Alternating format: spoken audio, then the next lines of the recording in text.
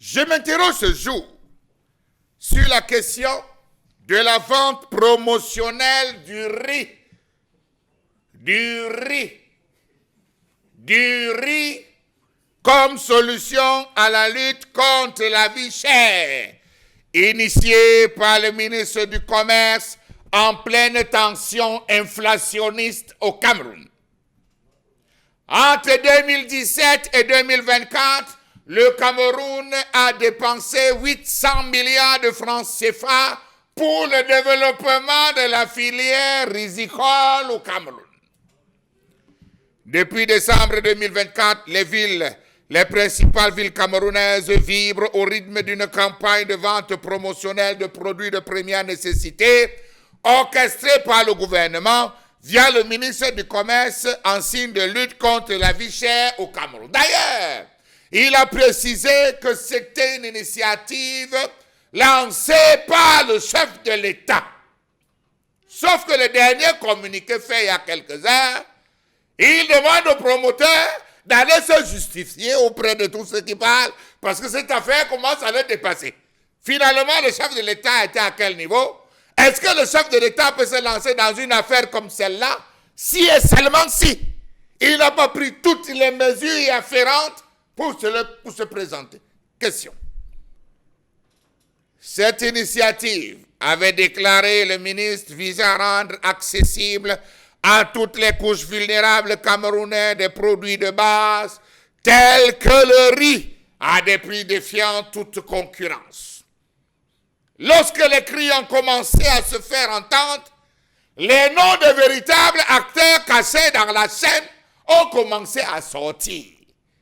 Sur le marché, force était de constater que les directeurs marketing de ces différentes structures étaient associés à la vente promotionnelle. S'agissait-il donc des stocks qui avaient été gardés, entassés, qui ne sortaient pas, qu'il fallait absolument écouler, histoire d'aller rencontrer le ministre et lui dire « Monsieur le ministre, on peut profiter pour balancer, on a des stocks qui chôment et qui risquent d'entrer en péremption ?»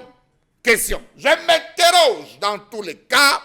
L'opération a été baptisée « Un Camerounais, un sac de kilogrammes de riz à 15 000 francs CFA ». Le ministre, dans son adresse, a confié mettre ainsi en œuvre la politique gouvernementale de lutte contre la cherté de la vie, initiative propre, et qui tient à cœur le chef de l'État. On aime bien ça. Bravo à vous, monsieur le ministre en poste depuis 20 ans. Comment comprendre cette énième arnaque du gouvernement face à la crise alimentaire et les tensions inflationnistes qui affament le peuple? Vendre le riz, 100% de brisure, alors qu'on sait que ça oscille pour la grande consommation entre 15% et 35%.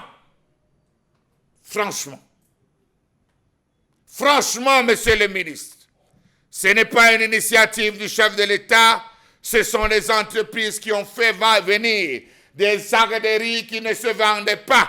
Question, on y reviendra. Ils ont profité de ce qui devrait se passer comme ça se passe dans un pays où le peuple a faim.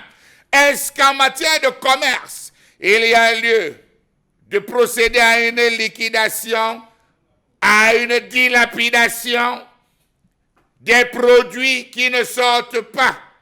Est-ce que dans un fait comme dans l'autre, ça n'entraîne pas la péremption des délais pour les autres importateurs de riz? Parce que, il faut le dire, les riz qui ne se vendront plus vont eux aussi rentrer en péremption alors qu'on cherche à écouler en entrant en concurrence étroite avec les autres sans toutefois suivre la chaîne de commercialisation sur le marché.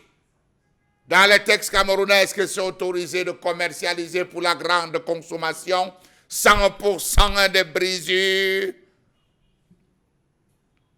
Question. Cette opération de vente du riz à 15 000 francs CFA par sac aux populations camerounaises clochardisées, au-delà de mettre à nu l'extrême pauvreté de nos compatriotes qui passent des jours sur des rangs interminables en quête de ce sésame, interroge sur l'opportunité de la promotion du riz d'origine étrangère par le gouvernement camerounais au détriment du riz local. En avril 2022, Le ministre du Commerce avait lancé un sondage sollicitant les avis des citoyens sur les produits alimentaires qui, selon eux, devraient voir les prix diminuer. Qu'est devenu ce projet dans le pays, dans un pays où tous les produits augmentent à la seconde avec la bénédiction? Est-ce que le riz a-t-il baissé? Tel était le choix. Cette vente promotionnelle était prévue s'arrêter. Marquer un temps, ça suppose que cela n'entrait pas dans ce projet. Face à la presse, le 30 mars 2022, Luc Magloire Tangambarga dressait un état des lieux de la situation inflationniste qui traverse le pays. D'entrée de jeu, le ministre du Commerce a indiqué que l'État veut soulager les opérateurs économiques et les ménages avec, entre autres mesures, l'allègement de l'impôt sur le revenu, l'abattement des frais de douane. Des mesures amorcées depuis 2021 qui n'ont pas eu un réel impact dans le panier de la ménagère. Face à la hausse des produits, une situation justifiée. Lorsqu'il a demandé aux consommateurs de revoir leurs habitudes de consommation en mettant en place ce qu'il avait baptisé l'économie solidaire, de quoi parlait-il? Quelles étaient les propositions concrètes? La théorie la plus fondée est que l'État entretient le dilatoire. Il fixe une taxe, l'augmente et maintient le prix. Il est au courant qu'il y aura une incidence, sauf qu'il feint de ne rien savoir et rien voir. Dans son projet de performance 2022, présenté à l'Assemblée nationale mardi 30-22-2021, le ministre du Commerce comptait faire financer 4 programmes pour un montant global de 7 milliards 958 millions de francs CFA.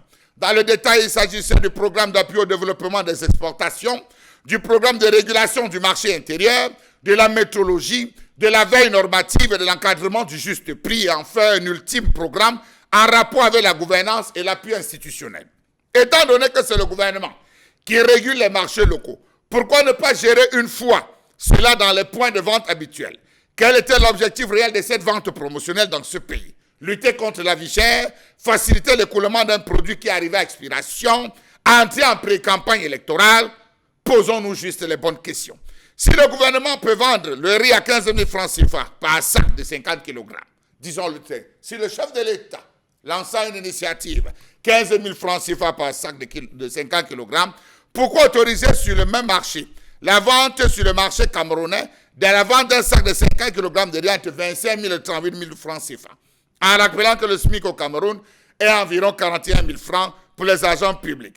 Qu'est devenue la production de riz? Préoccupation très importante pour le gouvernement. Avons-nous déjà atteint l'autosuffisance de la production et de la consommation du riz? Rappelons-nous que ce plan d'action a commencé en 2017 et à date, le gouvernement a dépensé environ 800 milliards de francs CFA à travers des projets tels que Viva Logan, Viva Benoît et Pat Fab 2, chaîne de valeur de riz dans l'ouest et le nord-ouest. Si le Cameroun a dépensé 800 milliards de francs CFA entre 2017 et 2018, comment comprendre qu'au cours de la même période, paradoxalement, la production du riz blanchi est passée de 339 076 tonnes en 2017 à 315 500 tonnes en 2023 pour une baisse de 23 576 tonnes sous la période à revue. Grosse incongruité. En 7 ans, les 800 milliards du gouvernement pour l'accélération de la production du riz a eu pour conséquence une diminution de la production du riz blanc et une augmentation de seulement 10 000 tonnes de riz décortiqué. N'y a-t-il pas lieu de voir en cette opération spéciale éphémère, avec portée géographique limitée, une énième moquerie des Camerounais par le gouvernement? Autre question. Pourquoi est-ce que le ministre du Commerce est-il devenu un énorme commerçant? Pourquoi cherche-t-il absolument à dépenser l'argent des contribuables dans des projets stériles, miracles, hangars d'approvisionnement, boutiques de proximité, marchés périodiques, marchés coopératifs, des projets censés procéder à l'achat de ces denrées et à les mettre sur le marché à moindre prix? Magasins témoins, ce sont des soldes en remplacement de la tradition opération dénommée Noël pour tous, opération campagne de l'unité, opération vente promotionnelle, rentrée scolaire 2023 et actuellement sac de riz. Lorsqu'on essaye de parcourir, on se rend compte véritablement qu'il y a anguille sous roche. Beaucoup de ces derniers jours ont pondé des communiqués. Communiqués à gauche, communiqués à droite, communiqués devant, communiqués derrière, sans aucune preuve matérielle. On connaît le fonctionnement du système. À la moindre attaque, on réagit avec toutes les preuves marquées par le sceau confidentiel sur les réseaux sociaux. Peut-être qu'à cette heure, on est en train d'y travailler. Dans tous les cas, on a convoqué la presse pour dire quoi? que c'est riz. Et vous mangez le riz.